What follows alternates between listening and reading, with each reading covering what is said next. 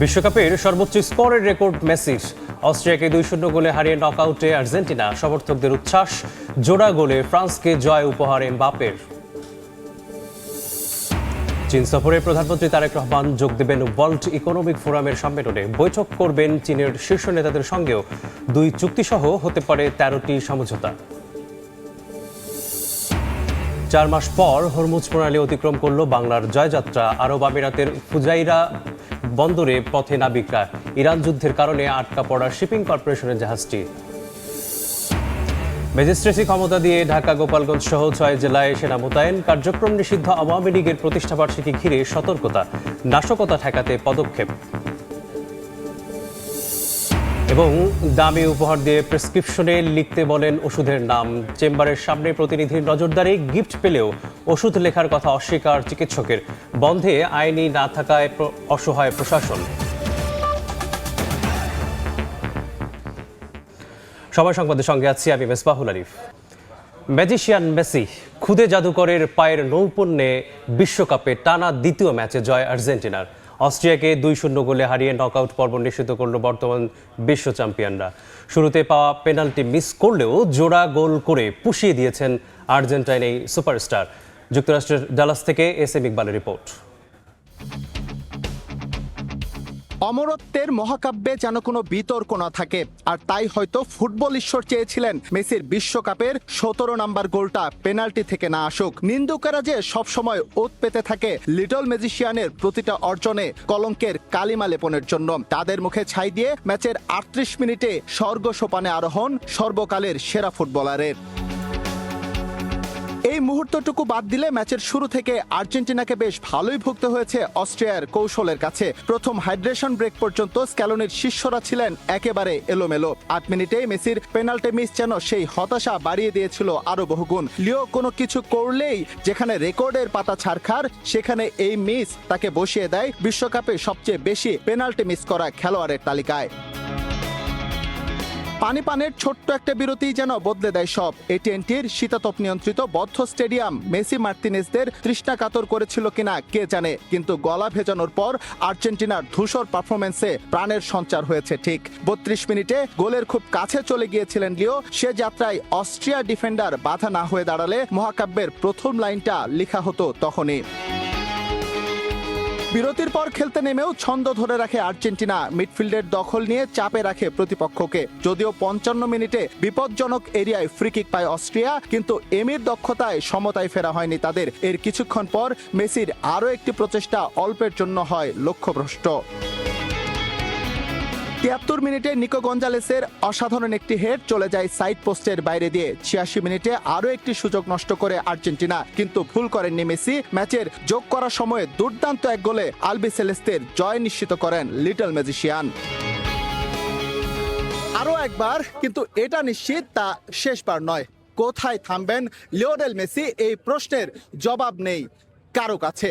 রেকর্ডের পাতা চুরমার করে নিদারুণ এক মহাকাব্যে সর্বকালের সেরা ফুটবলার আর্জেন্টিনাকে তুলে নিলেন এবারের বিশ্বকাপের নকআউট পর্বে। AT&T স্টেডিয়ামের সামনে থেকে এসএম ইকবাল, সময় সংবাদ, যুক্তরাষ্ট্র।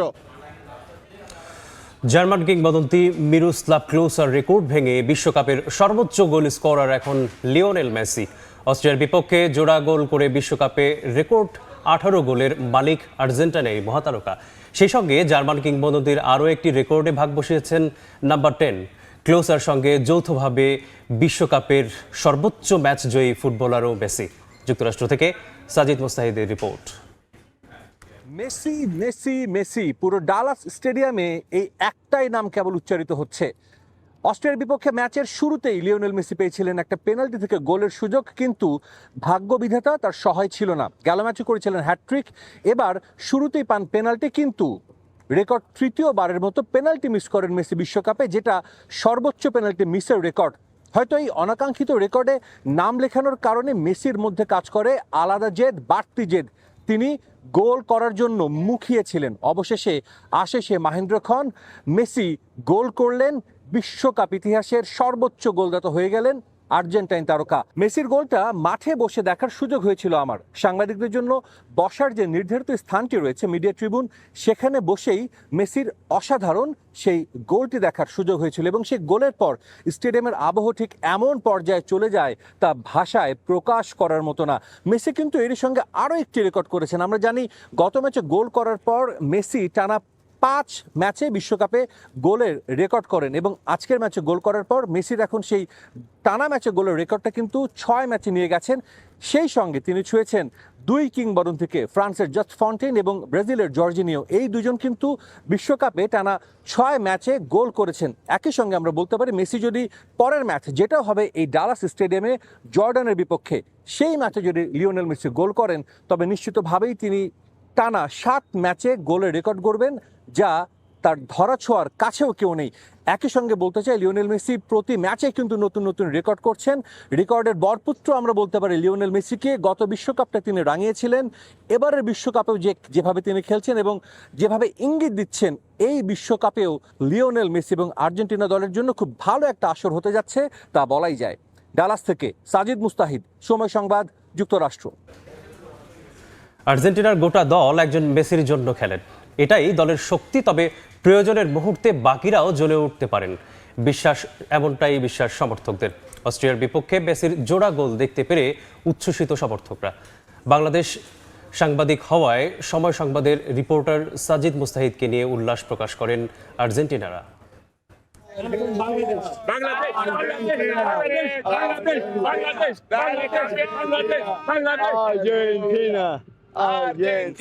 We love Bangladesh. কানসাসে আলজেরিয়ার বিপক্ষে হ্যাটট্রিকের পর ডালাসে লিওনেল মেসির 2 গোল। বিশ্বকাপে এখন পর্যন্ত মেসির চেয়ে বেশি গোল নেই আর কারো। সর্বকালের সর্বোচ্চ গোলদাতার লিস্টেও মেসি এখন 1 নম্বরে। লিওনেল মেসি ম্যাজিকের সাক্ষী হয়েছে ডালাসের অজস্র অগণিত আর্জেন্টিনা সমর্থক। ম্যাচ শেষ হতেই সেই আর্জেন্টিনা সমর্থকরা গ্যালারি থেকে রাস্তায় নেমে এসে শুরু করেন উদযাপন। তারা নেচে গেয়ে উৎসব করে আর্জেন্টিনার নকআউট পর্বে পা রাখাটা উদযাপন করেছেন। একই সঙ্গে তারা কিন্তু বলছেন আর্জেন্টিনার দল এবং লিওনেল মেসি যেভাবে এই বিশ্বকাপে এখন পর্যন্ত খেলছে তাতে করে আবারও আর্জেন্টিনার হাতে উঠবে বিশ্বকাপ, এমনটাই প্রত্যাশা করছেন তারা। It was a very good performance. Like Austria did everything they could to secure the goal from Messi, and they did twice. So good job, boys. You did a good job. Argentina in the knockout stage because teams will start double teaming and triple teaming Messi, but he is that good. Argentina 2 match খেলেছে এবং 2 ম্যাচে একমাত্র Messi করেছেন 5 গোল। অনেকেই বলছেন Argentina দলের অতিরিক্ত Messi নির্ভরতা নকআউট পর্বের ম্যাচগুলোতে আর্জেন্টিনা দলকে কিছুটা হলেও ভোগাতে পারে। তবে সবাই তো জানে আর্জেন্টিনার বাকি 10 জন কিন্তু খেলে মাঠের 11তম খেলোয়াড় লিওনেল মেসির জন্য এবং এটাই তাদের ভালো করতে আরো এগিয়ে যেতে সাহায্য করছে। All the team play for Messi. We have no idea, but we love Messi and we expect that he keeps scoring goals for Argentina. 24 June Lionel মেসির জন্মদিন। লিওনেল মেসি 39 বছর বয়সে পা রাখবেন। আমরা জানি লিওনেল মেসি এর আগেও বিশ্বকাপ চলাকালীন তার জন্মদিন উদযাপন করেছেন, তবে এবারের জন্মদিনটা যে অবশ্যই বিশেষ হতে যাচ্ছে তা কিন্তু বলার অপেক্ষা রাখে না, কারণ লিওনেল মেসি এখন পর্যন্ত এই ওয়ার্ল্ড কাপে 5 গোল করেছেন। যে কোনো দেশের মেসি সমর্থকরা কিন্তু মেসি বলতে পাগল। তারা কিন্তু মেসিকে জন্মদিনের অগ্রিম শুভেচ্ছা জানিয়েছেন। একই সঙ্গে অনেকেই বলছেন তারা চান না যে এই ওয়ার্ল্ড কাপের পর মেসি অবসরে যাক। I truly think they're going to win the World Cup again. I mean, we have to. We got Messi. This is his last game. And other than that, I wish the GOAT a happy birthday. Argentina 2 ম্যাচে 6 point নিয়ে এরই মধ্যে পা রেখেছে knockout পর্বে। এরপর আর মাত্র একটা ম্যাচ বাকি আছে গ্রুপ পর্বের, সেটা দুর্বল জর্ডানের বিপক্ষে। সেই ম্যাচটা হবে এই ডালাস স্টেডিয়ামে। সেই ম্যাচেও সবাই অপেক্ষায় রয়েছে আরও একটা মেসি ম্যাজিক দেখার। ডালাস থেকে সাজিদ মুস্তাহিদ, সময় সংবাদ, যুক্তরাষ্ট্র। বিশ্বকাপের দ্বিতীয় ম্যাচ টানা জয়ে উচ্ছ্বসিত বাংলাদেশের আর্জেন্টাইন ভক্তরা। টান টান উত্তেজনা আর শৈল্পিক খেলায় মুগ্ধ পুরো দেশ। সারা রাজধানী মিশে যায় ঢাকা বিশ্ববিদ্যালয়ের রাজপথে। অংশ নেন আর্জেন্টাইন রাষ্ট্রদূত সহ দেশটির প্রতিনিধি দলের সদস্যরাও।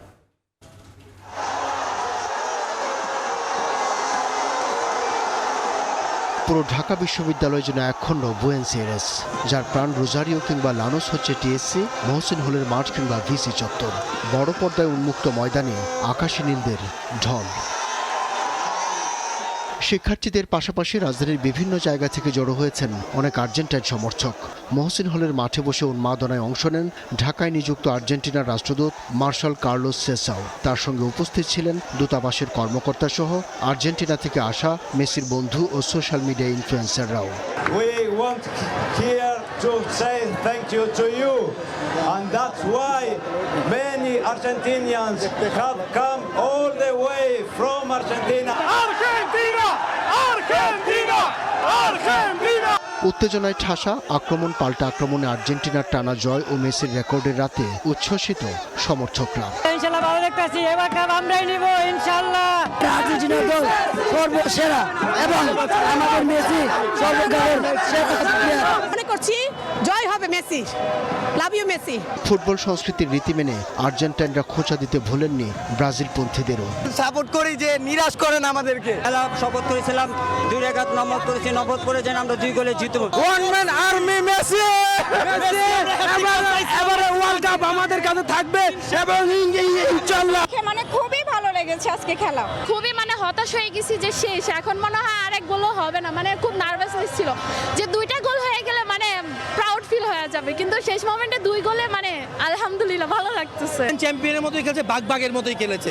আমার কাছে অনেক ভালো লাগছে, অনেক এনজয় করছি। ঢাকার বাইরেও বড় পর্দায় খেলা উপভোগ করেছেন ফুটবল ভক্তরা।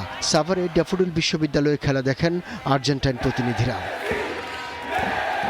বাংলাদেশের এই ফুটবল উন্মাদনায় রীতিমতো মুগ্ধ আর্জেন্টিনা থেকে খেলা দেখতে আসা প্রতিনিধি দল। বিশ্বকাপের প্রথম 2 ম্যাচেই 5 গোল, অনন্য উচ্চতে উঠে গেলেন লিওনেল মেসি। এখানে বাংলাদেশি যারা আর্জেন্টাইন সমর্থক আছেন তাদের প্রত্যাশা সামনের যে কয়েকটি ম্যাচ আছে ম্যাচ বাই ম্যাচ খেলে মেসি গোল পাবেন এবং একই সঙ্গে টুর্নামেন্টের শেষ পর্যন্ত যাবেন এবং শেষবারের মতো মেসি আরও একটি বিশ্বকাপের ট্রফি অর্জন করবেন, এমনটাই প্রত্যাশা বাংলাদেশি আর্জেন্টাইন সমর্থকদের। ঢাকা বিশ্ববিদ্যালয়ের টিএসসি থেকে আব্দুল্লাহ শাফি, সময় সংবাদ, ঢাকা। মিরোস্লাভ ক্লোজের রেকর্ড স্পর্শ করার ম্যাচে বড় জয় পেয়েছে ফ্রান্স। ইরাককে 3-0 গোলের ব্যবধানে হারিয়ে নকআউট পর্ব নিশ্চিত করল লেস ব্লুজ। বিশ্বকাপে জার্মান কিংবদন্তির 16 গোলের রেকর্ডে জোড়া গোল করে ভাগ বসিয়েছেন ফরাসি তারকা কিলিয়ান এমবাপে। বৃষ্টির বাধায় ম্যাচ বন্ধ ছিল প্রায় 2 ঘন্টা। ভিন্ন এক অভিজ্ঞতার সাক্ষী এবারের বিশ্বকাপ। এক ম্যাচ শেষ হতে লাগলো প্রায় 4 ঘন্টা। এমনিতেই ম্যাচের মাঝে 2বার হাইড্রেশন ব্রেক নিয়ে সমালোচনা মুখর দলগুলো। এর মাঝে ফিলাডেলফিয়ায় প্রকৃতিও দেখা দিয়েছে বৈরী রূপে। ইরাক ফ্রান্স ম্যাচে এমবাপ্পের ঝড় তোলার আগে তাণ্ডব চালালো প্রকৃতি। অতিরিক্ত বিদ্যুৎ চমকানি আর বজ্রপাতের শঙ্কায় মধ্যবিরতির পর প্রায় 110 মিনিট বন্ধ ছিল ম্যাচ। তবে এই সময়টা সমর্থকরা ঠিকই উপভোগ করেছেন, কেউ বৃষ্টিতে ভিজে, আবার কেউ গান আর বাদ্যযন্ত্রের তালে নেচে গিয়ে। বৃষ্টির সময়টা দর্শকরা গ্যালারিতে না থাকলেও ম্যাচ শুরু হলে আবারও ফেরেন গ্যালারিতে। লম্বা অপেক্ষার পর মাঠে গড়ায় ম্যাচ। অপেক্ষাকৃত দুর্বল ইরাকের বিপক্ষে এমবাপ্পে স্কোর করবেন সেটা ধারণাই ছিল। ম্যাচের 66 মিনিটে জোড়া গোল পূর্ণ করেন এমবাপ্পে। পুলিশের পাস থেকে স্কোর করেন ফরাসি তারকা। 2-0 গোলে লিড নেয়ার সঙ্গে ভাগ বসান দীর্ঘ সময় বিশ্বকাপে সর্বোচ্চ গোলের রেকর্ড ধরে রাখা জার্মান কিংবদন্তি মিরোস্লাভ ক্লোজার সঙ্গে। যদিও তার রেকর্ড আগের ম্যাচেই ভেঙে সর্বোচ্চ গোলদাতা লিওনেল মেসি, যার পেছনে ছুটছেন ফ্রান্স স্ট্রাইকার। দুর্দান্ত ফ্রান্স দলের আরেক স্ট্রাইকার ওসমান ডেম্বেলে জিতেছেন back to back champions league. প্রথম ম্যাচ খেললেও দেখা পাননি গোলের। এই ম্যাচে পেয়েছেন পূর্ণতা। 66 মিনিটে স্কোর শিটে নাম লেখান পিএসজি তারকা। 3-0 গোলের লিড নেয় লেস ব্লুজ। এর আগে প্রথমার্ধে দারুণ শুরু পায় ফ্রান্স। ম্যাচের 14 মিনিটে গোল করেন এমবাপে। যদিও গোল হজম করে ইরান বেশ কয়েকবার চেষ্টা করেছে সমতায় ফিরতে, তবে লেস ব্লুজদের রক্ষণে পেরে ওঠেনি। ম্যাচের শেষ দিকে অবশ্য কিলিয়ান এমবাপ্পের সামনে সুযোগ এসেছিল হ্যাটট্রিক করার, তবে নিজের ভুলে সেটা পারেননি। ফলে 3-0 গোলের জয় নিয়ে বিশ্বকাপের নকআউট পর্ব নিশ্চিত করল সাবেক বিশ্ব চ্যাম্পিয়নরা। তারেক হাসান শিমুল, সময় সংবাদ। এবার অন্য প্রসঙ্গ। মালয়েশিয়া সফর শেষে চীনের দালিয়ানে পৌঁছেছেন প্রধানমন্ত্রী তারেক রহমান। সোমবার বাংলাদেশ সময় রাত 9টায় তিনি সফরসঙ্গীদের নিয়ে চীনে পৌঁছান।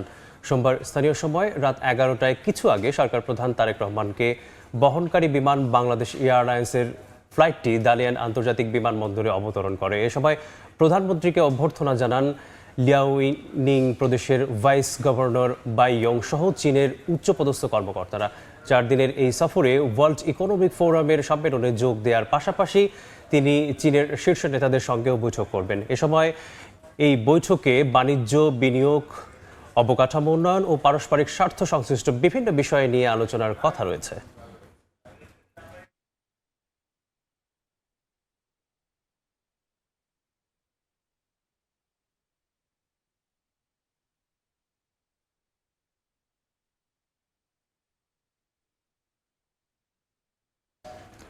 চার মাস পর হরমুজ প্রণালী অতিক্রম করেছে বাংলাদেশ শিপিং কর্পোরেশনের মালিকানাধীন জাহাজ বাংলার জয়যাত্রা। ভোরে পারস্য উপসাগরের হরমুজ প্রণালী পেরিয়ে জাহাজটি এখন আরব আমিরাতের ফুজাইরা বন্দরের পথে। ইরানের সঙ্গে যুক্তরাষ্ট্র ও ইসরায়েলের যুদ্ধের কারণে জাহাজটি আটকা পড়েছিল। বিস্তারিত জানাচ্ছেন কমল দেব। মঙ্গলবার ভোরে হরমুজ প্রণালী অতিক্রম করে বাংলাদেশ শিপিং কর্পোরেশনের মালিকানাধীন জাহাজ বাংলার জয়যাত্রা। ইরান যুদ্ধের মধ্যে দীর্ঘ 4 মাসেরও বেশি সময় ধরে আটকে ছিল জাহাজটি। প্রণালী পার হতে কয়েকবার চেষ্টা করেও ঝুঁকির কারণে আবারও ফিরে যেতে হয়েছিল জাহাজটিকে। তবে এবার হরমুজ পেরিয়ে নতুন গন্তব্যের পথে বাংলার জয়যাত্রা। The vessel Banglar Jayatra has safely shifted to Sharjah OPL from Minasakar, which is very close to the Strait of Hormuz.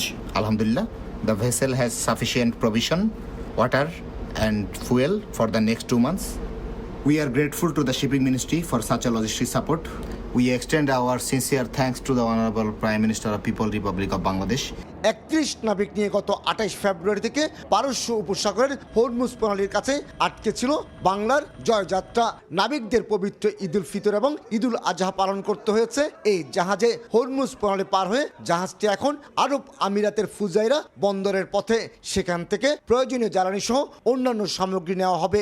এরপরে এই জাহাজের গন্তব্য দক্ষিণ আফ্রিকার কেপটাউন এবং ডারবান বন্দর।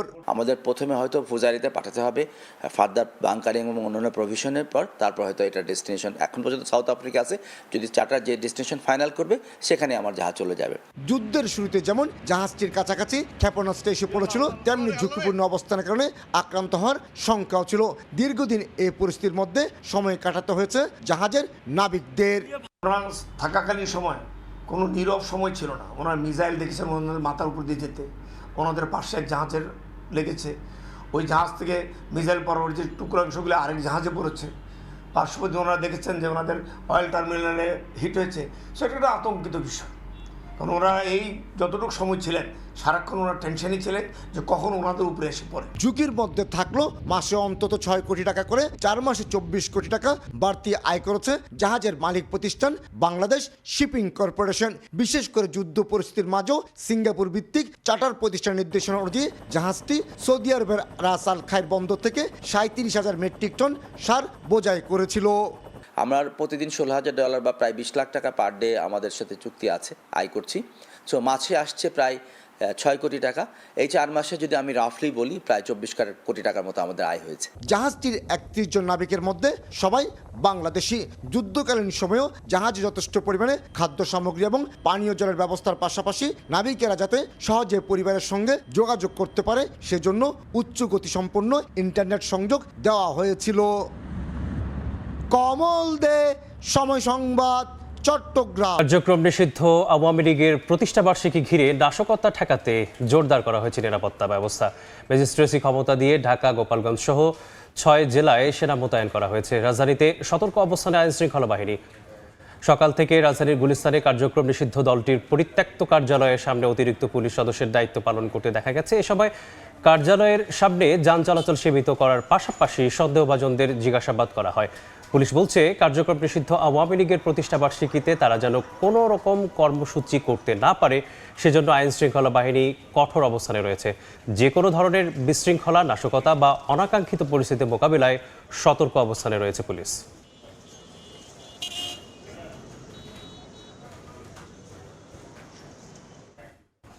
এই মুহূর্তে রাজধানীর গুলিস্তানে আছেন সহকর্মী কামরুল হাসান। রাজধানীর নিরাপত্তা পরিস্থিতি জানবো তার কাছ থেকে।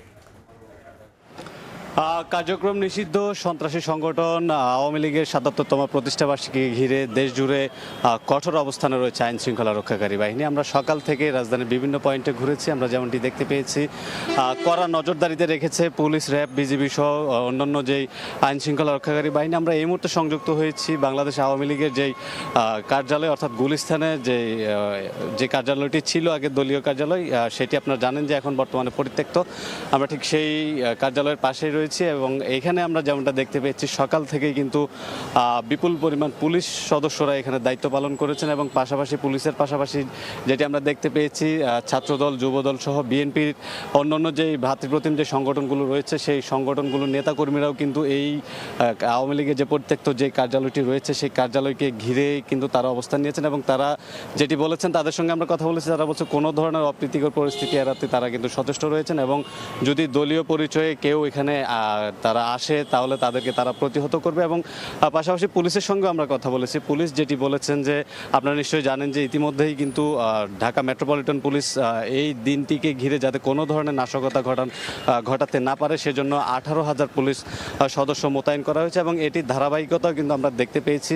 রাজধানীর বিভিন্ন পয়েন্টে চেকপোস্ট বসানো হয়েছে এবং চেকপোস্টে কিন্তু সন্দেহভাজন কাউকে দেখা গেলে পুলিশ সদস্যরা তাদেরকে জিজ্ঞাসাবাদ করেছে এবং কোনো ধরনের অপ্রীতিকর কিছু মনে হলে কিছু কিছু ক্ষেত্রে আটকও করে জিজ্ঞাসাবাদ করেছে। এই ধরনের ঘটনা আমরা দেখতে পেয়েছি। তো সার্বিক পরিস্থিতি যদি বলি, এই দিনটিকে ঘিরে যাতে দলটির কোনো কর্মীরা কোনো নাশকতা করতে না পারে সেই লক্ষ্যে কিন্তু আইন শৃঙ্খলা রক্ষাকারী বাহিনীর সদস্যরা সর্বদা সজাগ রয়েছে। তো এই ছিল আমার কাছে এখনকার মতো সবশেষ তথ্য। রাজধানীর গুলিস্তান থেকে জানছিলাম সর্বশেষ পরিস্থিতি। চাঁপাইনবাবগঞ্জের 3টি সীমান্ত দিয়ে 16 দিনের ব্যবধানে 4 দফায় 64 জন শিশু ও নারী পুরুষকে পুষিনের চেষ্টা করে ব্যর্থ হয়েছে বিএসএফ। সীমান্ত এলাকায় তৎপরতা বাড়িয়েছে বিজিবি ও স্থানীয়রা। এ নিয়ে বিস্তারিত জানাতে যুক্ত হচ্ছেন সহকর্মী জাহাঙ্গীর আলম। জাহাঙ্গীর, চাঁপাইনবাবগঞ্জের 4টি উপজেলা জুড়ে প্রায় 184 কিলোমিটার ভারতীয় সীমান্ত এলাকা রয়েছে। এর বেশিরভাগ অংশে আসলে নদীবেষ্টিত চরাঞ্চল, আমবাগান এবং দুর্গম এলাকা হওয়ার কারণে আসলে বারবার ভারতীয় সীমান্তরক্ষী বাহিনী বিএসএফ যে পুষিনের যে চেষ্টা সেটি কিন্তু বিভিন্ন সীমান্ত দিয়ে করছে।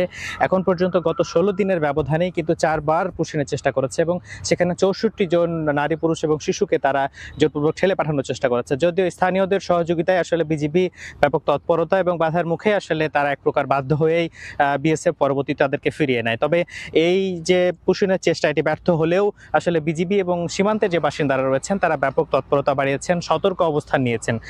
বিজিবি এবং আনসার সদস্যদের পাশাপাশি গ্রামবাসীও সীমান্তের যে সমস্ত এলাকার বাসিন্দারা রয়েছেন তারাও আসলে সীমান্ত পাহারা দিচ্ছেন রাত জেগে লাঠিসোঁটা নিয়ে এবং টর্চ লাইট নিয়ে। পাশাপাশি দুর্গম এলাকাগুলোতেও আসলে ব্যাপক তৎপরতা বৃদ্ধি করেছে বিজিবি, পাশাপাশি স্থানীয়দের আসলে সহযোগিতা প্রত্যাশা করছে। লোকবল বৃদ্ধি করা হয়েছে, যে সমস্ত এলাকা তার বেড়াবিহীন রয়েছে সেই এলাকাগুলোতেও আসলে অধিক সংখ্যক সদস্য নিয়োগ করেছে বিজিবি। পাশাপাশি স্থানীয় সীমান্তের যে বাসিন্দারা রয়েছেন তারা এই মুহূর্তে সতর্ক এবং সচেতন রয়েছেন। এমনকি তারা বলছেন যে তাদের মধ্যে একটি উদ্বেগ উৎকণ্ঠা কাজ করছে। দফায় দফায় যেহেতু চাঁপাইনবাবগঞ্জের বিভিন্ন সীমান্ত দিয়ে পুষিনের চেষ্টা হয়েছে, তারাও এই মুহূর্তে আসলে সতর্ক রয়েছে। তবে একটি উদ্বেগ উৎকণ্ঠা কাজ করছে, দফায় দফায় যেহেতু হয়েছে, আগামীতেও হতে পারে এমন সম্ভাবনা থেকে তারাও আসলে বাড়তি সতর্ক রয়েছে। পাশাপাশি তাদের দাবি আসলে দুই দেশের সরকারের সাথে আসলে আলোচনা করে এইটির সুষ্ঠু এবং শান্তিপূর্ণ একটি সমাধানের, তা না হলে আসলে বারবারই পুষিনের যে চেষ্টা সেটি কিন্তু অব্যাহত থাকবে বা রয়েছে, যার ফলে আসলে ব্যাপক একটা সংকট বা বিপর্যয় তৈরি হতে পারে এমনটা বলছেন তারা। তো সীমান্তের বিজিবির পাশাপাশি গ্রামবাসী এবং সীমান্তের বাসিন্দারা তারাও আসলে এই মুহূর্তে সতর্ক এবং পুষিন ঠেকাতে ব্যাপক তৎপর রয়েছে। এই ছিল আমার কাছে চাঁপাইনবাবগঞ্জ সীমান্ত থেকে সর্বশেষ। সীমান্তে পুষিনের খবর জানছিলাম চাঁপাইনবাবগঞ্জ থেকে। আগ্রাসী বিপণন ব্যবস্থার কারণে রোগ নিরামক থেকে ওষুধ এখন পণ্যে পরিণত হচ্ছে। অনেক চিকিৎসকই রোগীর সুস্থতার প্রয়োজনে নয়, বরং কোম্পানির দামি গিফটের বিনিময়ে লেখেন ওষুধ। গিফট দিয়ে চিকিৎসকদের চেম্বারের সামনে রিপ্রেজেন্টেটিভদের দিয়ে আবার নজরদারিও করে ওষুধ কোম্পানিগুলো। তবে আইন না থাকায় অনৈতিক এমন কর্মকাণ্ড নিয়ে অসহায়ত্বের প্রকাশ ওষুধ প্রশাসনের। M A আজিমের report.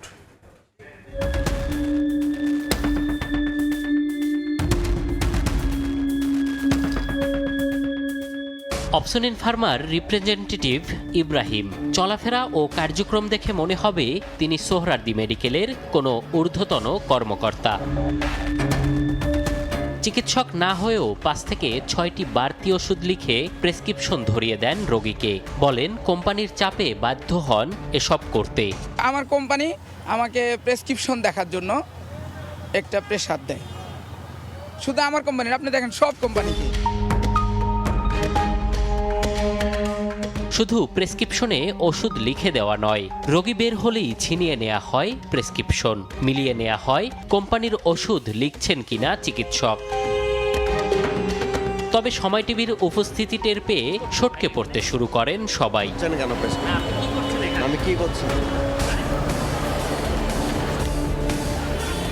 ডাক্তারদের চেম্বারের সামনেই চলে ওষুধ কোম্পানিগুলোর এমন নজরদারি।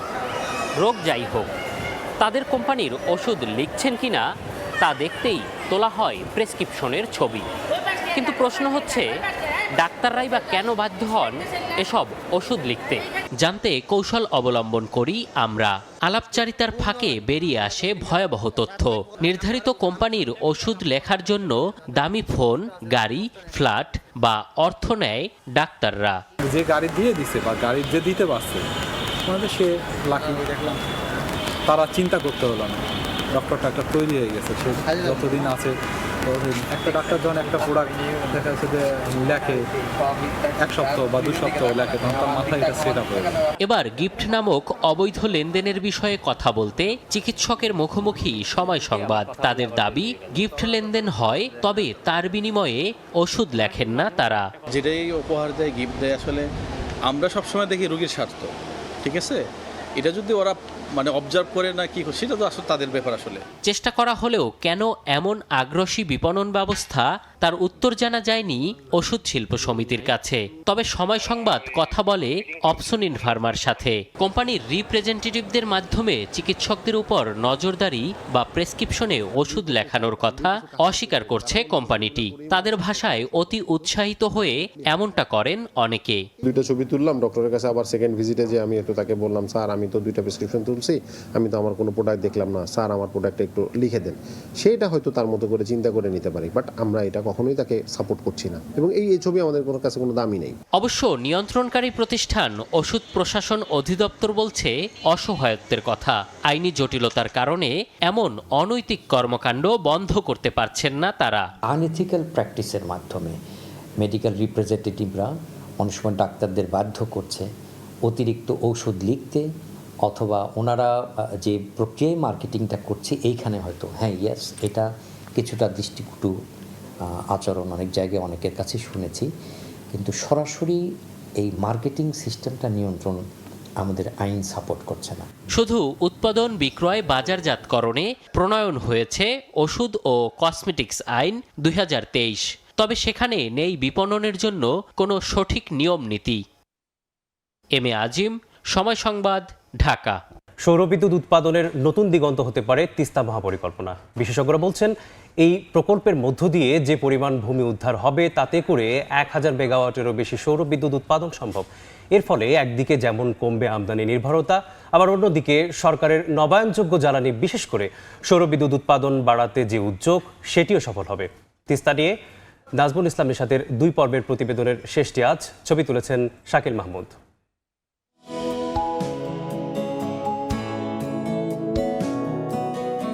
গাইবান্ধার সুন্দরগঞ্জে তিস্তার ধুধু বালুচরে সূর্যের আলোয় চলছে বিদ্যুৎ উৎপাদনের মহাযজ্ঞ। প্রতি ঘন্টায় উৎপাদন হচ্ছে 200 মেগাওয়াট বিদ্যুৎ।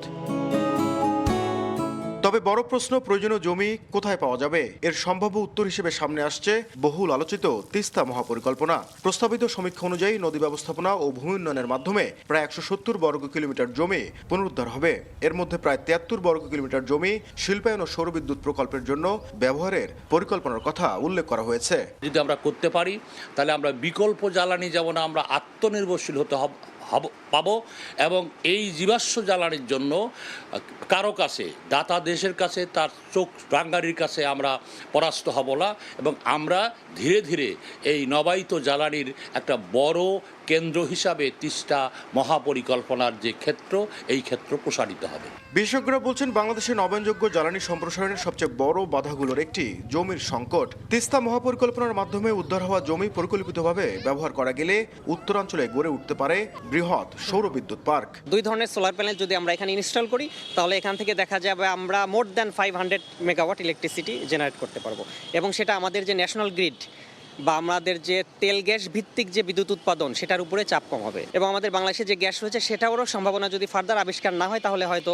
15-20 বছরের ভিতরে কি হবে আমরা সেটা প্রেডিক্ট করতে পারছি না। তিস্তা মহাপরিকল্পনা বাস্তবায়নের মধ্য দিয়ে শুধুমাত্র কৃষি, শিল্প ও নদী ব্যবস্থাপনাই নয়, একই সাথে উন্মোচিত হতে পারে নবায়নযোগ্য জ্বালানির নতুন দিগন্ত। নাজমুল ইসলাম নিশাদ, সময় সংবাদ, রংপুর। দিনাজপুরের বড়পুকুরিয়া কয়লা খনি থেকে কয়লা উত্তোলনের কারণে নতুন করে বাড়িঘরে ফাটল ও রাস্তাঘাট দেবে গেছে। মাঝরাতে প্রায় কেঁপে ওঠে ঘরবাড়ি, অনেক স্থানে 2 থেকে 3 ফুট জায়গা দেবে গেছে। এতে গ্রামবাসীর মধ্যে তৈরি হয়েছে আতঙ্ক। স্থায়ী সমাধানের জন্য বারবার চিঠি দেওয়া হলেও খনিজ সম্পদ মন্ত্রণালয় পদক্ষেপ নেয়নি, এমন অভিযোগ বসতবাড়ি রক্ষা কমিটির। গোলাম নবী দুলালের তথ্য ও মঞ্জিদ আলম শিমুলের ছবি নিয়ে রিপোর্ট। গভীর রাতে হঠাৎ বিস্ফোরণে মাটি কেঁপে ঘরবাড়ি ও দেয়ালে দেখা দিয়েছে ফাটল।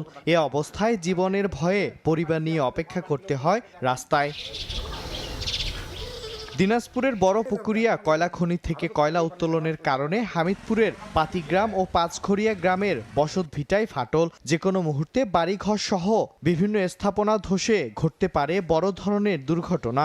বিষয়টি দীর্ঘদিন ধরে খনি কর্তৃপক্ষকে জানানো হলে নামমাত্র জরিপ করে কয়েকটি ফাটল ধরার বাড়ির মালিককে সামান্য ক্ষতিপূরণ দিয়েছে দাবি স্থানীয়দের। বোম বাস্টের কারণে বাড়ি থাকা যায় না, বাড়িঘর সম্পূর্ণ কাঁপাকাঁপি করে। 70 ফিট নিচ থেকে এ পানি উঠে ওয়াশার দেওয়া আছে, তারপরেও পানি উঠতেছে না। প্রত্যেকবারে তাদেরকে আন্দোলন করে টাকা দিতে হয়। আমরা এই আন্দোলনের মধ্যে আর এই হামলার মধ্যে থাকতে চাই না। স্থায়ী সমাধান চাচ্ছি, যাতে আমরা আমাদের ন্যায্য মূল্য দিয়ে তারা আমাদের জমিটা নিয়ে নেয়। আমরা তো পরিশ্রম করি, তার পাশে তো ফসলটা আসে, আমাদের তো ছেলে মেয়ে আছে, তাদেরকে খাওয়াবো। এইভাবে যদি চলে আমরা তো টিকতে পারবো না। এদিকে ক্ষতিপূরণ সহ স্থায়ী ব্যবস্থা গ্রহণ না করলে কঠোর আন্দোলনের ঘোষণা বসতবাড়ি রক্ষা কমিটির। স্থায়ী সমাধানে সরকারের হস্তক্ষেপ কামনা তাদের। স্থায়ী সমাধান না করেন আমি দেশবাসী গ্রামবাসীকে নিয়ে বিক্ষোভ সমাবেশ করতে বাধ্য হব। অধিগ্রহণ না করার কারণে এই 1 ভাগ লোক প্রতি মুহূর্তেই এই কয়লা খনির ঝাঁকি কাঁপুনি এগুলোতে সাফার করতেছে। হামিদপুর ইউনিয়নের 2 গ্রামের 300 পরিবার আতঙ্কে রয়েছে। সময় সংবাদ, দিনাজপুর। কুড়িগ্রামে ব্রহ্মপুত্র, ধরলা, তিস্তা ও দুধকুমারের পানি বাড়লেও এখনও বিপদসীমার নিচ দিয়ে প্রবাহিত হচ্ছে পানি। এ নিয়ে বিস্তারিত জানাতে বানিয়াপাড়া থেকে যুক্ত হচ্ছেন সহকর্মী বাদশা সৈকত। কুড়িগ্রামের প্রধান যে 4টি নদ নদী রয়েছে, ব্রহ্মপুত্র, ধরলা এবং তিস্তা, এই 4টি প্রধান নদ নদীতে কিন্তু বন্যার যে সতর্কবার্তা দিয়েছিল বন্যা পূর্বাভাস কেন্দ্র, সেই সতর্কবার্তাটি এমন ছিল যে ভারত এই নদ নদীগুলোর উজানে ভারতের অংশে ভারী বৃষ্টিপাতের ফলে এখানে কিন্তু বন্যা পরিস্থিতির সৃষ্টি হবে। বিশেষ করে তিস্তায় বিপদসীমার উপর দিয়ে পানি প্রবাহিত হবে এবং দুধকুমার এবং ধরলার পানি বিপদসীমা দিয়ে প্রবাহিত হবে। এছাড়াও ব্রহ্মপুত্রের পানিও বৃদ্ধি পাবে। এর কারণে কিন্তু এই পূর্বাভাসের পর থেকে কিন্তু গত 3 দিন ধরে এই 4টি প্রধান নদীর যে পানি সেটা বৃদ্ধি পেতে শুরু করেছিল, এবং গতকাল আমরা দেখেছি যে কোনো নদীর পানি সামান্য বৃদ্ধি পেয়ে আবার স্থিতিশীল অবস্থায় থেকেছে, আবার কোথাও কোনো নদীর পানি 2-3 সেন্টিমিটার কমেছে, আবার কোথাও বেড়েছে। আর আজ সকাল 6টা থেকে 9টার যে তথ্য পানি উন্নয়ন বোর্ড দিয়েছে তাতে দেখা গেছে যে কুড়িগ্রামের তিস্তা, ধরলা এবং ব্রহ্মপুত্রের পানি সামান্য বৃদ্ধি পেলেও দুধকুমারের পানি সামান্য কমেছে। এই পরিস্থিতিতে রয়েছে। আর যে বিষয়টি এখানে জানিয়ে রাখি যে কুড়িগ্রামে কিন্তু নদ নদীর পানি বাড়া কমার সাথেই কিন্তু যে ভাঙনের তীব্রতা এখানে দেখতে পাই, সেই ভাঙনের তীব্রতা কিন্তু এবারও শুরু হয়েছে। কুড়িগ্রাম জেলার প্রায় 36টি পয়েন্টে সেই ভাঙন অব্যাহত রয়েছে। আমরা পানি উন্নয়ন বোর্ডের সাথে কথা বলেছি, তারা জানিয়েছে যে এর মধ্যে প্রায় 20 20টির মতো পয়েন্টে তারা বালু ভর্তি জিও ব্যাগ ফেলে জরুরি ভিত্তিতে তা মোকাবেলার করার চেষ্টা করা হচ্ছে। আমি এই মুহূর্তে যেখানে রয়েছে এটি বানিয়াপাড়া এলাকা, কুড়িগ্রাম সদর উপজেলার। এখানে যদি দেখাই যে এই নদীর পাড়ের দুধকুমারের পাড়ের কয়েকটি বাড়ির কিন্তু এখানে সরিয়ে নেওয়া হয়েছে, তাদের গাছপালা সরিয়ে নেওয়া হয়েছে এবং এই ভাঙন কিন্তু এখানেও তীব্র হয়ে উঠেছে। আর বন্যা পরিস্থিতির যে বিষয়টি সেটি যদি বলি যে আসলে পানি এখন কিন্তু সবগুলো প্রায় 4টি নদ নদীতে পানি 40 থেকে 50 সেন্টিমিটার বিপদসীমার নিচ দিয়ে প্রবাহিত হচ্ছে। কিন্তু যদি পানি আরও বৃদ্ধি পায়, বিপদসীমার কাছাকাছি যায়, যেহেতু পূর্বাভাসে বলা হয়েছে যে উজানে আরও বৃষ্টিপাত, ভারী বৃষ্টিপাত অব্যাহত থাকবে, যেহেতু এই নদ নদীগুলো উজান থেকে ভারত থেকে নেমে আসা, যার কারণে যদি পানি ভারতের বৃষ্টিপাতের উপর নির্ভর করে এখানে কিন্তু বন্যা পরিস্থিতি সৃষ্টি হবে। এবং আমরা যেটি দেখেছি যে এখন যে পর্যায়ে এই নদ নদীর পানিগুলো রয়েছে, নদ নদীর পানি রয়েছে, এই পানি কিন্তু এখনও যে চরাঞ্চলগুলো রয়েছে বা নদ নদীর অববাহিকার যে নিচু এলাকাগুলো রয়েছে, সামান্য পরিমাণ পানি ঢুকলেও কিন্তু সেখানে এখনও বন্যা পরিস্থিতির সৃষ্টি হয়নি। এই ছিল কুড়িগ্রামের বন্যা পরিস্থিতির সর্বশেষ। যুক্ত ছিলাম কুড়িগ্রামে। বন্ড সুবিধার নতুন শর্তে দুশ্চিন্তা বাড়ছে সংযোগ শিল্পে। বাজেটে মূল্য সংযোজনের বাধ্যবাধকতা তুলে দেওয়ার যে প্রস্তাব দেওয়া হয়েছে তাতে ব্যবসা হারানোর শঙ্কা দেখছেন স্থানীয় শিল্পোদ্যোক্তারা। তবে তাদের দাবি, আমদানি নীতিতে 30% ভ্যালু অ্যাডের কথা থাকলেও বর্তমানে থাকা 20% শর্ত তুলে দেয়া পরস্পর বিরোধী। বিশ্ববাজারে প্রতিযোগিতা ধরে রাখতে অর্থনীতিবিদরা বলছেন এলডিসির মসৃণ উত্তরণ কৌশল বাস্তবায়নে স্থানীয় মূল্য সংযোজনের বিকল্প নেই। MS আরিফিনের report. বিশ্ববাজারে দেশীয় পণ্যের সহনীয় দাম আর মূলধনের ওপর চাপ কমাতে বন্ডেড ওয়্যারহাউস সুবিধা পান উদ্যোক্তারা। এর মাধ্যমে রপ্তানিমুখী শিল্পের কাঁচামাল আনতে কোনো প্রকার শুল্ক বা কর দিতে হয় না ব্যবসায়ীদের। বর্তমানে ব্যাংক গ্যারান্টির বিপরীতে বন্ড সুবিধায় আনা কাঁচামালের সঙ্গে চূড়ান্ত পণ্য তৈরিতে 20% মূল্য সংযোজন বা স্থানীয় কাঁচামাল ব্যবহারের বাধ্যবাধকতা রয়েছে। নতুন আমদানি নীতিতে তা 30% করার পরিকল্পনা থাকলেও 2026-27 অর্থবছরের বাজেটে শর্ত পুরোপুরি তুলে দেওয়ার প্রস্তাব করেছেন অর্থমন্ত্রী। এক্ষেত্রে কাঁচামালের বিপরীতে রপ্তানি আয় কেবল বেশি হলেই শর্ত পূরণ বলে বিবেচিত হবে। এর ফলে বাংলাদেশ থেকে মানি লন্ডারিং বেড়ে যাবে, কারণ বিদেশ থেকে কোনো পণ্য আমদানি করে সেই পণ্য আপনি বাজারে বিক্রি করে অন্য পণ্য আপনি বিদেশে এক্সপোর্ট করতে পারবেন। উদ্যোক্তাদের দাবি, মূল্য সংযোজনের ন্যূনতম শর্ত না থাকলে স্থানীয় উৎস থেকে কাঁচামাল সংগ্রহের আগ্রহ কমবে, নিরুৎসাহিত হবে দেশীয় শিল্পে নতুন বিনিয়োগ। বন্ডের অপব্যবহার রোধে শর্ত বহাল চান চূড়ান্ত পণ্য উৎপাদকরাও। আইনের ধারাগুলি স্পষ্ট হওয়া উচিত। যেমন আগে ছিল 20%, ক্ষেত্র বিশেষ 15%। এখন যদি উঠিয়ে দেওয়া হয় তাহলে আপনি বলবেন যে আপনি এটা কোথায় নিচ্ছেন, আমি তো নেই। এই বিতর্কের সমাধান হবে না। 30 বছর ধরে আপনার এই কন্ডিশনটা ছিল না। আর প্রশ্ন জাগে, আমরা কি 30 বছর ভুল করেছি? তাহলে 30 বছর আগেই করলাম না কেন? আমার এই ইনভেস্টমেন্টগুলো করার দরকার ছিল না। বর্তমানে কানাডায় 60, যুক্তরাজ্যে 50 আর ভারতের বাজারে 40% ভ্যালু অ্যাডের শর্ত রয়েছে। আর এলডিসি উত্তরণের পর ইউরোপের বাজারে জিএসপি প্লাস সুবিধা পেতে অন্তত 50% মূল্য সংযোজন নিশ্চিত করতে হবে। মসৃণ উত্তরণ কৌশল বাস্তবায়নে যাকে অত্যাবশ্যকীয় বলছেন বিশ্লেষকরা। বন্ড সুবিধা হতে হবে ভেরি মাচ কম্পিটিটিভ, যে সুবিধার মাধ্যম দিয়ে রপ্তানি খাত উন্নয়ন হয়, যে সুবিধার মাধ্যম দিয়ে রপ্তানি আয় বাড়ে এবং যে সুবিধার মাধ্যম দিয়ে আমরা বৈদেশিক মুদ্রার মজুদও বাড়ে এবং এটার মাধ্যম দিয়ে যেন আমরা সামনের দিনে বৈদেশিক ঋণ পরিশোধ করার সক্ষমতা অর্জন করতে পারি। তথ্য বলছে সুতা, কাপড়, ডাইং, অ্যাক্সেসরিজ, প্যাকেজিং সহ বর্তমানে ব্যাকওয়ার্ড লিঙ্কেজ বা সংযোগ শিল্পের আকার প্রায় $20 বিলিয়ন। MS আরিফিন, সময় সংবাদ, ঢাকা। গাইবান্ধার সুন্দরগঞ্জের ধাপাচিলা মাধ্যমিক বালিকা বিদ্যালয়ে কাগজে কলমে শিক্ষার্থী আছে 1/2 প্রতি মাসে নিয়ম করে তাদের হাজিরাও তোলা হয় খাতায়। মাস শেষে শিক্ষক কর্মচারীরা তুলছেন নিয়মিত বেতন ভাতাও। কিন্তু বাস্তবে প্রায় 1 যুগ ধরে কোনো শিক্ষার্থী আসেনি বিদ্যালয়টিতে। এ বিষয়ে ব্যবস্থা নেওয়ার কথা জানিয়েছে জেলা প্রশাসন। সোহেল রানা তোলা ছবি ও বিপ্লব ইসলামের রিপোর্ট দেখুন। কাগজে কলমে 1/2 খাতার পাতায় নিয়মিত হাজিরাও পড়ছে তাদের, কিন্তু বাস্তবে মাঠ জুড়ে শুধুই কাদাপানি আর শুনশান নীরবতা। স্থানীয়দের অভিযোগ, যেখানে শিক্ষার আলো ছড়ানোর কথা সেখানে 1 যুগেরও বেশি সময় ধরে পা পড়েনি কোনো শিক্ষার্থীর। এ চিত্র গাইবান্ধার সুন্দরগঞ্জের ধাপাচিলা মাধ্যমিক বালিকা বিদ্যালয়ের। কাদাপানিতে ভরা মাঠ, একপাশে লম্বা টিন শেড ঘর, ভাঙা টিনের বেড়া, ভিতরে খড়ের একাধিক পালা, নেই কোনো বেরেন, চেয়ার বা টেবিল।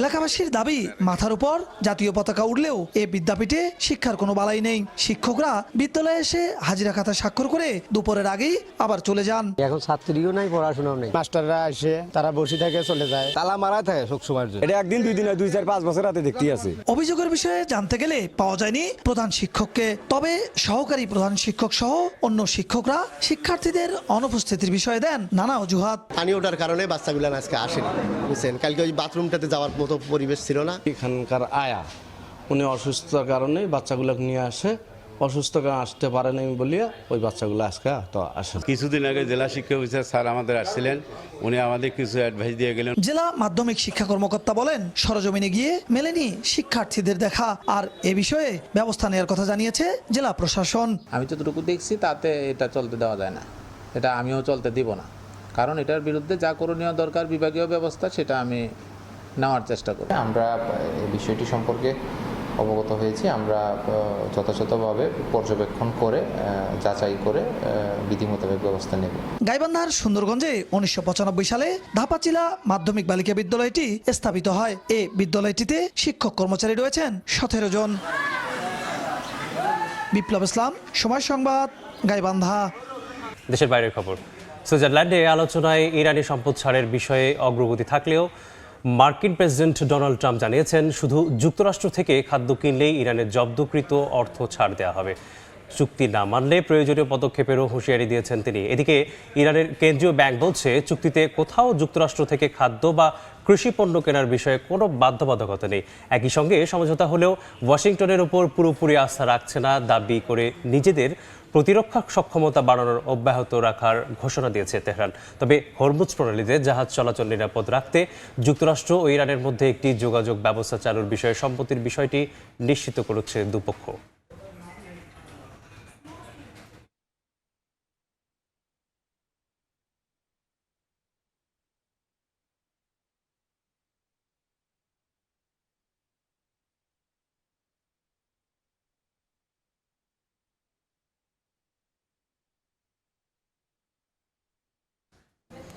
ইরানের তেল বিক্রির উপর নিষেধাজ্ঞা সাময়িকভাবে প্রত্যাহার করেছে যুক্তরাষ্ট্র।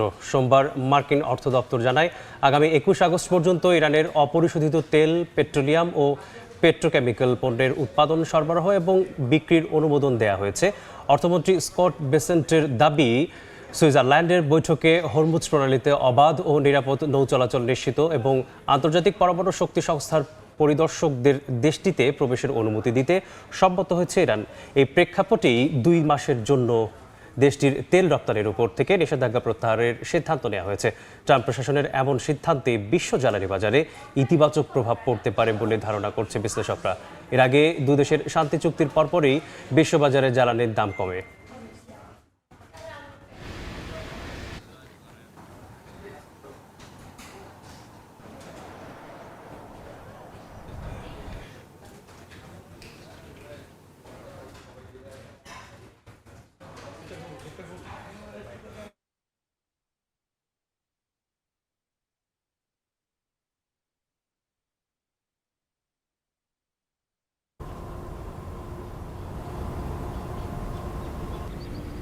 আবারও বিশ্বকাপের খবর। হালান্ডের জোড়া গোলে 28 বছর পর বিশ্বকাপের নকআউট পর্বে পা রাখল নরওয়ে। ম্যাচের শেষ দিকে সেনেগাল বেশ প্রতিদ্বন্দ্বিতা গড়ে 2 গোল করলেও কোনো লাভ হয়নি। জয় তুলে নিয়ে গ্রুপের শীর্ষে উঠে গেল ভাইকিংরা। শুরু থেকেই আক্রমণাত্মক ফুটবল খেলে নরওয়ে, তবে গোলের জন্য অপেক্ষা করতে হয়েছে প্রথমার্ধের শেষ ভাগ পর্যন্ত। সেনেগালের রক্ষণভাগের বড় ভুলের সুযোগ নিয়ে 43 মিনিটে গোল করেন মার্কাস পেডারসেন। দ্বিতীয়ার্ধে শুরু হতেই নিজের শ্রেষ্ঠত্ব দেখাতে শুরু করেন আর্লিং হালান্ড। 48 মিনিটে মার্টিন ওডেগাসের পাস থেকে দুর্দান্ত ফিনিশে ব্যবধান দ্বিগুণ করেন ম্যানচেস্টার সিটির এই স্ট্রাইকার। তবে হাল ছাড়েনি সেনেগাল। 53 মিনিটে সাদিও মানের অ্যাসিস্ট থেকে স্মাইলা সার গোল করে ম্যাচে ফেরার ইঙ্গিত দেন। এর মাত্র 9 মিনিট পরে আবারও আঘাত হানেন হালান্ড। নিজের দ্বিতীয় গোল করে জয় প্রায় নিশ্চিত করেন নরওয়েজিয়ান অধিনায়ক। 3-1 ব্যবধানে পিছিয়ে পড়েও শেষ পর্যন্ত লড়েই চলেছেন আফ্রিকান সিংহরা। যোগ করে সময়ে নিকোলাস জ্যাকসনের পাস থেকে নিজের দ্বিতীয় গোল করেন স্মাইলা সার। অ্যাশেজের আগে বাংলাদেশের সঙ্গে প্রস্তুতি টেস্ট খেলতে চায় ইংল্যান্ড। প্রথমে পাকিস্তান আলোচনায় থাকলেও টাইগারদের সাম্প্রতিক পারফরমেন্স বিবেচনায় বিসিবিকে প্রস্তাব দিয়েছে England and Wales cricket board. যদিও এখনও কিছুই চূড়ান্ত হয়নি, তবে সব ঠিক হলে প্রায় 17 বছর পর ইংল্যান্ডে টেস্ট খেলবে টাইগাররা। ঐতিহাসিক লর্ডসে এই ম্যাচটি হতে পারে 2027 সালের মে মাসে। একের পর এক সিরিজ জয়। টেস্ট ক্রিকেটে বাংলাদেশ আর আগের সেই দল নেই। এশিয়ার গণ্ডি পেরিয়ে এখন বিশ্ব ক্রিকেটেও কদর বাড়ছে টাইগারদের, যার সবচেয়ে বেশি কৃতিত্ব পেস ডিপার্টমেন্টের। আর সেই স্বীকৃতি যেন মিলল ইংল্যান্ডের কাছ থেকে। আগামী বছরের মর্যাদার অ্যাশেজ সিরিজের আগে নিজেদের শেষ প্রস্তুতি ম্যাচের জন্য বাংলাদেশকে প্রতিপক্ষ হিসেবে চাইছে ইংল্যান্ড। ব্রিটিশ গণমাধ্যম দ্য টেলিগ্রাফ জানিয়েছে 2027 সালের মে মাসে প্রথমে পাকিস্তানের বিপক্ষে একটি প্রস্তুতি টেস্ট আয়োজনের পরিকল্পনা ছিল ইংল্যান্ড অ্যান্ড ওয়েলস ক্রিকেট বোর্ডের, কিন্তু সেই পরিকল্পনা এগোয়নি। এরপরে বিকল্প হিসেবে যোগাযোগ করা হয় বাংলাদেশ ক্রিকেট বোর্ডের সঙ্গে। যদিও এখনও কিছুই চূড়ান্ত নয়, তবে সবকিছু ঠিক থাকলে 17 বছর পর ইংল্যান্ডের মাটিতে টেস্ট খেলবে বাংলাদেশ। সম্ভাব্য ভেন্যু ঐতিহাসিক লর্ডস। বাংলাদেশকে বেছে নেওয়ার পেছনের কারণ সাম্প্রতিক সময়ে টেস্ট ক্রিকেটে ধারাবাহিক উন্নতি, পাকিস্তানের মাটিতে সিরিজ জয়, পেস আক্রমণে নতুন ধার এবং প্রতিদ্বন্দ্বিতাপূর্ণ ক্রিকেট। সব মিলিয়ে বাংলাদেশকে এখন আর সহজ প্রতিপক্ষ হিসেবে নেয়ার সুযোগ নেই। রিপোর্টে বিশেষভাবে উল্লেখ করা হয় পেসার হাসান মাহমুদের নাম। কাউন্টি ক্রিকেটে অভিষেক ম্যাচই 9 উইকেট নিয়ে নজর কেড়েছেন তিনি। এর আগে বাংলাদেশ ইংল্যান্ডে টেস্ট খেলেছিল 2010 সালে, আর দুদল ঢাকায় সবশেষ টেস্ট খেলে 2016 সালে। তামিম হোসেন, সময় সংবাদ। এ পর্যায়ে শীর্ষ সংবাদগুলো জানিয়ে দিচ্ছি আরেকবার।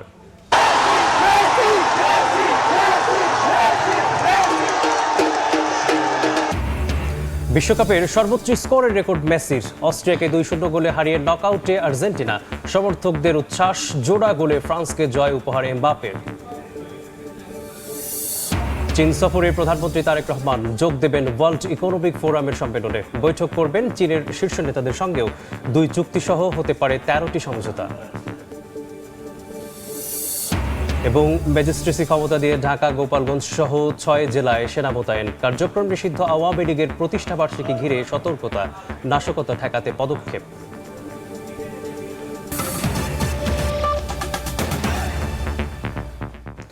এই ছিল সকাল 10টার সময় সংবাদে। দর্শক, বিশ্বকাপ ফুটবলের মহাযজ্ঞ সরাসরি সম্প্রচার করছে সময় টেলিভিশন। দেখতে চোখ রাখুন সময়ের পর্দায়। এরপর এ সময়ের বাণিজ্যের সঙ্গে থাকবেন কাজল আব্দুল্লাহ। ধন্যবাদ মিসবাহ। এ সময় বাণিজ্য আসছে কিছুক্ষণ পরে, সঙ্গে থাকুন সময়ের।